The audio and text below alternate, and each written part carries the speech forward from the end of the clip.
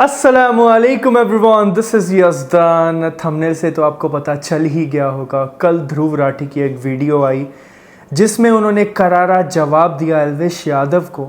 जो एल्विश यादव ने वीडियो बनाई थी ध्रुव राठी के ऊपर, उनके ऊपर बहुत सारे इल्ज़ाम लगाए थे, उनको एंटी नेशनल साबित करने की पूरी कोशिश की थी उन्होंने, जो वो नहीं कर पाए। तो उनके काउंटर में हमारे ध्रुव राठी भाई ने एक वीडियो निकाली है जिसमें उन्होंने बहुत बेहतरीन तरीके से उनके जवाब को काउंटर किया है। देखते हैं कि वो क्या कह रहे हैं उन्हें।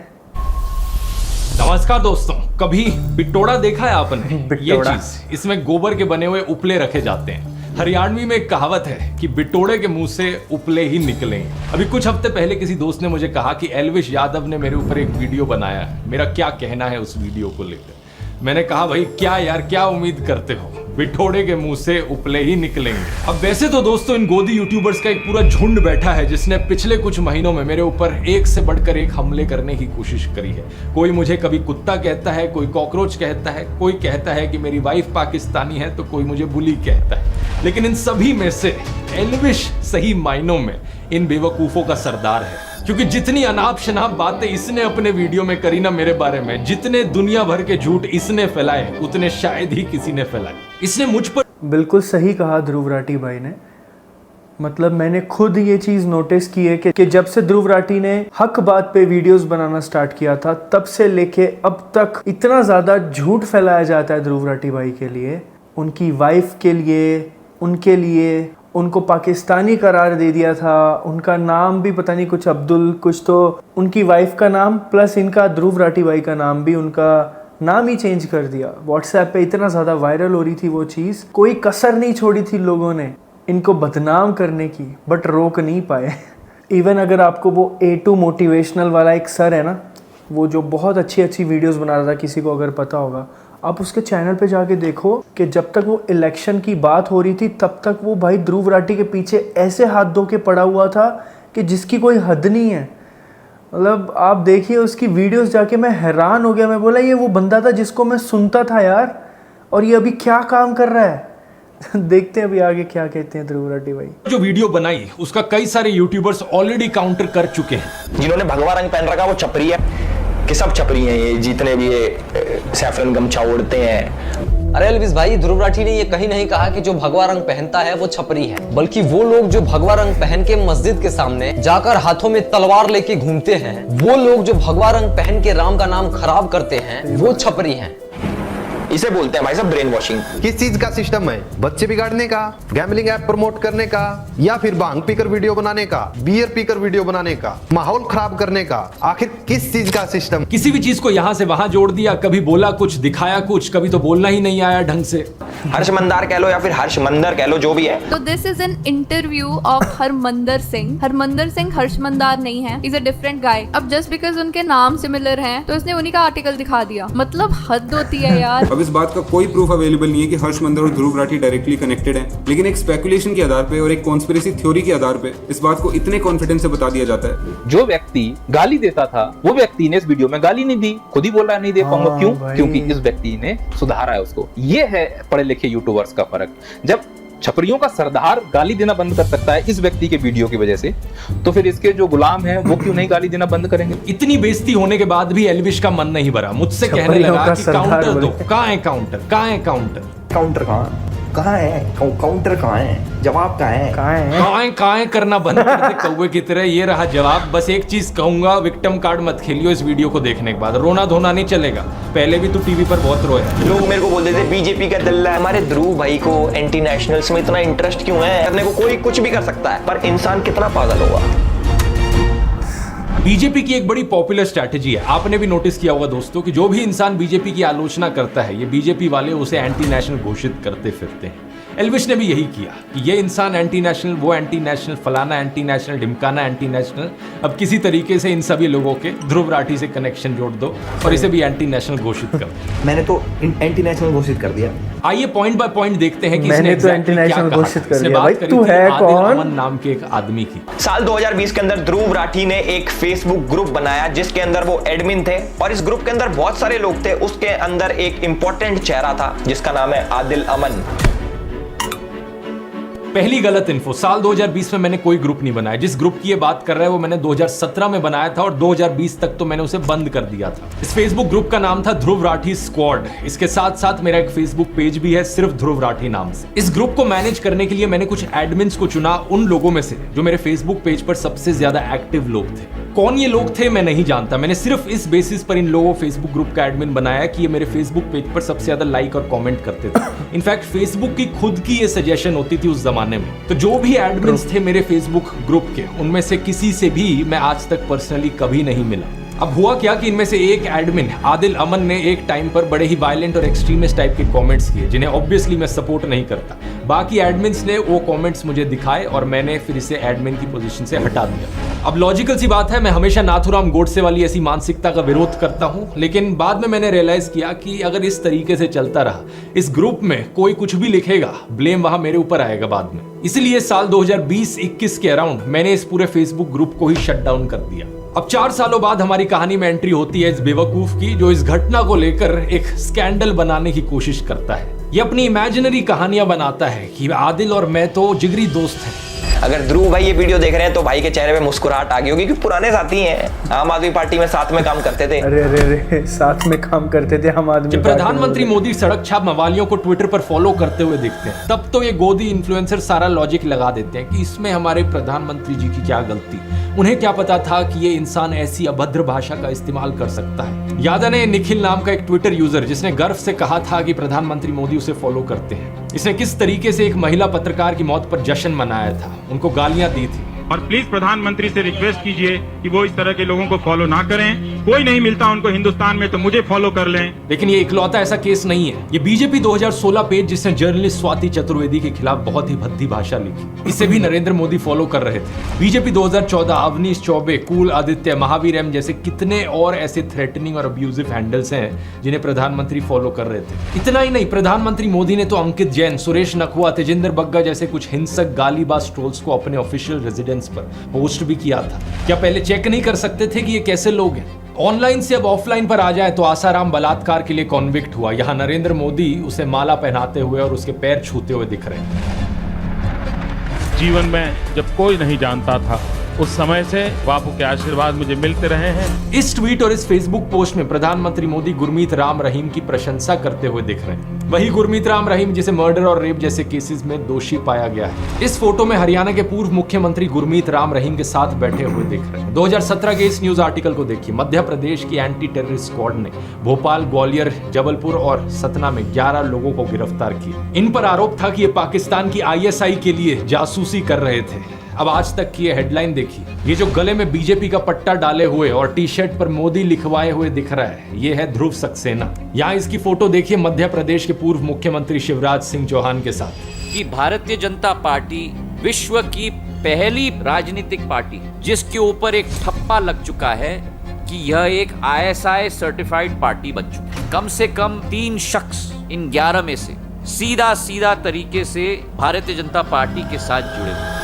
अलेजिड आतंकवादियों के बीजेपी से सिर्फ 1-2 ऐसे कनेक्शन नहीं है, ढेर सारे हैं। 2022 के इस न्यूज आर्टिकल को देखिए। जम्मू के रियासी में पकड़े गए आतंकियों में से एक तालिब हुसैन जम्मू एंड कश्मीर बीजेपी के माइनॉरिटी मोर्चा IT सेल का फॉर्मर चीफ निकला। बीजेपी ने कहा कि ये केवल 18 दिन तक बीजेपी का सदस्य रहा था। नासिर और जुनैद की किलिंग का अक्यूज मोनू मानेसर इस फोटो में अनुराग ठाकुर के साथ, यहाँ लेट अरुण जेटली के साथ और यहाँ होम मिनिस्टर अमित शाह के साथ। इस फोटो में प्रधानमंत्री मोदी पूर्व बीजेपी सांसद प्रज्ञा ठाकुर के साथ दिख रहे हैं, जो 2008 के मालेगांव बॉम्ब ब्लास्ट की एक अक्यूज है। बीजेपी नेताओं की एक्सट्रीमिस्ट टेंडेंसीज में डायरेक्ट इन्वॉल्वमेंट या इनडायरेक्ट एसोसिएशन के ये सब एग्जांपल्स तो बस ट्रेलर हैं। अगर मैं पूरी लिस्ट बनाने लग जाऊं तो यहाँ 3 घंटे की फिल्म बन जाएगी। बाबू बजरंगी का स्टिंग ऑपरेशन, यशवंत शिंदे का एफिडेविट, प्रज्वल रेवन्ना, आशीष मिश्रा, अनुराग ठाकुर, यति नरसिंह सरस्वती, सूरजपाल अमू, सुरेश चौहान के लिस्ट चलती ही जाती है। कोई कहता है गोली मारो, कोई लिंचिंग के लिए दोषी पाए गए लोगों को मालाएं पहनाता है, कोई बलात्कारियों को संस्कारी ब्राह्मण बताता है, तो कोई मुसलमानों के खिलाफ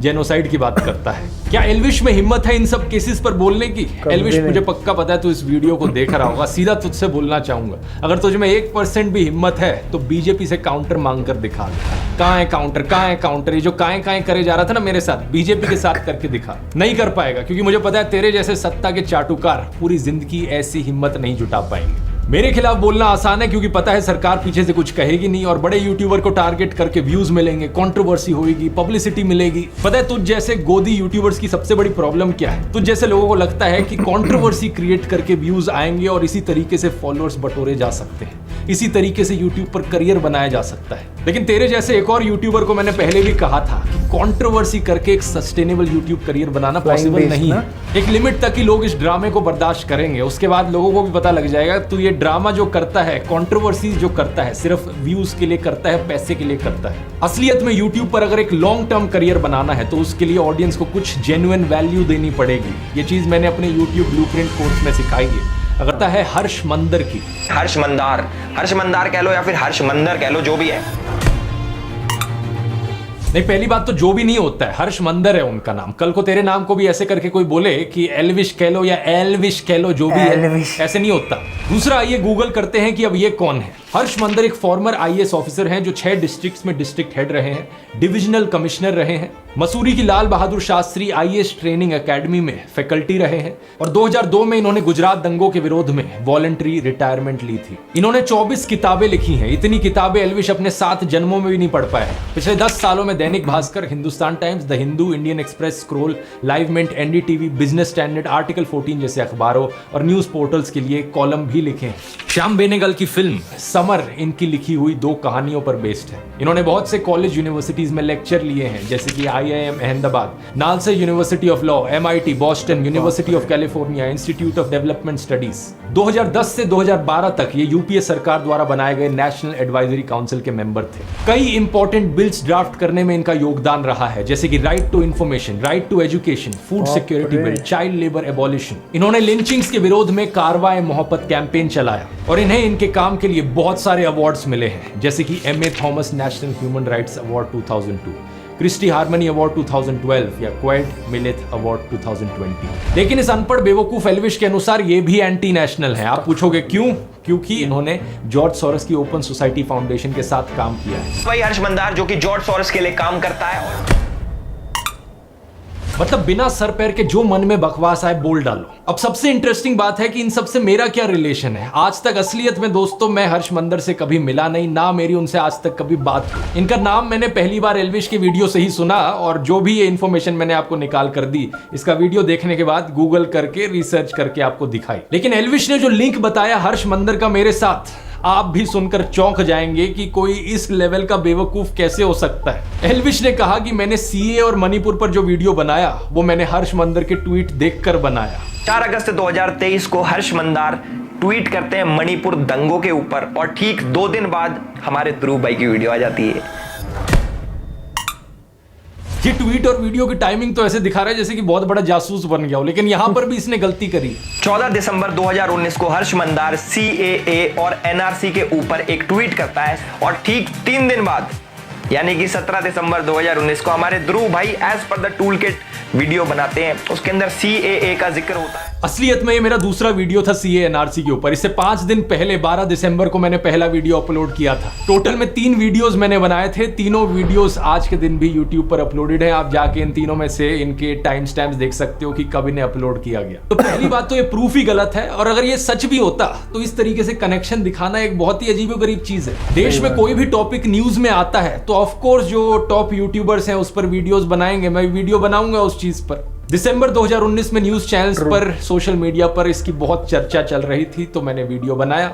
मेरे साथ साथ लाखों लोगों ने इस पर ट्वीट किए, फेसबुक पर पोस्ट किए। सेम चीज मणिपुर के लिए भी कही जा सकती है। जब मणिपुर का इशू चल रहा था तो मैंने उस पर वीडियो बनाया। अब लाखों लोगों के ट्वीट्स में से किसी एक इंसान को पकड़ लेना और कहना कि देखो इस इंसान के ट्वीट के बाद मैंने अपना वीडियो बनाया, भाई क्या लॉजिक है यार ये। और मणिपुर पर वो वीडियो बनाने का ख्याल मुझे इसलिए आया क्योंकि मणिपुर की ट्रैजिक क्लैशेस में उन 2 औरतों की वीडियो ने हर एक इंसान की आत्मा को झकझोर दिया था। हर एक इंसान जिसकी जमीर मरी नहीं हुई थी, जिसकी आत्मा बिकी नहीं हुई थी, उसने इस टॉपिक की बात करी है। लेकिन एल्विश जैसे सत्ता के चाटुकार का मुंह बिल्कुल बंद था मणिपुर जैसे इशू पर, और फिर कहता है कि मैं तो बड़ा नेशनलिस्ट हूँ। तो हम तो भैया देश प्रेमी है खूब। अब हमें कुछ भी कह लो देश प्रेम हमारे अंदर भरा है। यहाँ पूरे शरीर में देश प्रेम भरा है। कुछ शर्म आती है तुझे या नहीं? रिसेंटली तुझसे नीट एग्जाम के बारे में पूछा गया तो तेरे मुंह में छाले पड़ गए, दांत दिखाकर हंसने लगा। गवर्नमेंट नीट एग्जाम, डॉक्टर्स के एग्जाम के पेपर लीक हुए, उस पर आपका क्या कहना है? क्योंकि ऑलरेडी एल्विश प्लीज सही में दांत निकाल के हंस रहा। और तू चाहता है कि बाकी लोग भी तेरी तरह किसी सोशियो पॉलिटिकल इश्यूज पर बोले ही ना कुछ। क्या तू अपने फैंस और व्यूअर्स को बिल्कुल ही बेवकूफ मानता है कि कुछ भी बचकाना बात वो हजम कर लेंगे तेरी? एल्विश को यह अंदेशा तो जरूर था कि ऐसी बचकाना बातों पर लोग यकीन नहीं करेंगे, इसलिए एक और पैंतरा खेला इसने। हर्ष मंदर के साथ मेरा कनेक्शन जोड़ने की कोशिश में ये आदिल अमन को बीच में ले आया। कहने लगा कि आदिल अमन एक्चुअली में अब जर्मनी में रहता है और हर्ष मंदर के साथ काम करता है। सबसे अच्छी बात यह है कि हमारे आदिल अमन भाई भी जर्मनी शिफ्ट हो चुके हैं और 2019 से कारवाए मोहब्बत नाम की एक एनजीओ के साथ काम कर रहे हैं। इसके लिए इसने एक फेसबुक प्रोफाइल दिखाई पीछे प्रूफ के तौर पर, और जानते हो क्या दोस्तों, ये किसी और आदिल अमन की फेसबुक प्रोफाइल थी। लिटरली यहाँ पर दो अलग अलग इंसानों की बात करी जा रही थी। या तो ये खुद इतना बेवकूफ है कि इसने चेक भी नहीं किया कि यहाँ पर किसका फेसबुक प्रोफाइल दिखा रहा है, या फिर ये सही मायनों में अपने व्यूअर्स को बेवकूफ समझता है। वैसे मुझे तो लगता है ये खुद ही इतना बेवकूफ है, क्योंकि इसने ये भी नहीं नोटिस किया कि ये वाला जो आदिल अमन था जो मेरे फेसबुक ग्रुप में था, उसके नाम की स्पेलिंग अलग थी और इस वाले आदिल अमन के नाम की स्पेलिंग अलग है। ये नहीं सोचा इसने कि सेम इंसान कैसे हो सकता है। ये जो दूसरा वाला आदिल अमन है, इसकी ये फेसबुक पोस्ट देखिए। 1 जून 2024 की शाम को मुझे दोस्तों ने बताया कि मेरा नाम एक फेसबुक प्रोफाइल एल्विश यादव नाम के यूट्यूबर द्वारा मिसयूज किया जा रहा है। एल्विश जो अभी जमानत से बाहर है, उसके यूट्यूब पर 15 मिलियन सब्सक्राइबर्स है और इंस्टाग्राम पर 16 मिलियन फॉलोअर्स। मैं एक रिसर्चर हूं और यूनिवर्सिटी ऑफ ग्योटिंगन में मास्टर्स कर रहा हूं। मेरा किसी भी राजनीतिक पार्टी या उनके स्टूडेंट विंग से कोई भी एफिलिएशन नहीं है, जैसा कि एल्विश ने अपने वीडियो में दावा किया। वीडियो से ही ये क्लियर है कि एल्विश ने जिस कमेंट की बात की है वो मैंने नहीं किया, और मेरी फेसबुक प्रोफाइल का इस्तेमाल किया गया मेरे फॉर्मर एम्प्लॉयर हर्ष मंदर और ध्रुव राठी के बीच लिंक दिखाने के लिए। इस जानबूझकर की गई डिफेमेशन, मिस रिप्रेजेंटेशन की वजह से एल्विश के फॉलोअर्स ने गालियों वाले मैसेजेस मेरे फेसबुक इनबॉक्स में भर दिए हैं। मुझे और मेरे परिवार को चोट पहुंचाने की धमकियां दी हैं। ट्विटर पर भी मैंने देखा कि इस मिस इन्फॉर्मेशन की वजह से मेरी गिरफ्तारी की डिमांड करने लगे हैं लोग। अबे बेवकूफ एल्विश, तेरी वजह से कोई निर्दोष आदमी को वहां गालियां मिल रही हैं। शर्म आती है कि नहीं तुझे? आगे देखिए क्या लिखा है। मेरे वकील ने 3 जून को एल्विश यादव को एक लीगल नोटिस भेजा, ये बताते हुए कि जो कमेंट उसने मुझे एट्रीब्यूट किए हैं वो कमेंट मैंने किए ही नहीं, और ना ही मैंने किसी प्रोटेस्ट को ऑर्गेनाइज किया है। हमने उसे 3 दिन दिए थे वीडियो हटाने के लिए और एक क्लैरिफिकेशन इशू करने के लिए। 3 दिन बीत चुके हैं और अब मैं एल्विश यादव के खिलाफ एक लीगल केस करूंगा, मेरी रेपुटेशन को नुकसान पहुंचाने के लिए और मेरे परिवार की सेफ्टी को थ्रेटन करने के लिए। इसलिए मैंने वीडियो के शुरू में ही कहा था, रोना मत एल्विश, जो तू बकवास करता है उसका एक्चुअली में किसी की लाइफ पर असर पड़ता है। ऑलरेडी तेरे ऊपर इतने सारे कोर्ट केसेस चल रहे हैं, जमानत पर तू बाहर है, और फिर वीडियो में ऐसी आकर बकवास करता है कि और तेरे ऊपर कोर्ट केसेस आ जाए।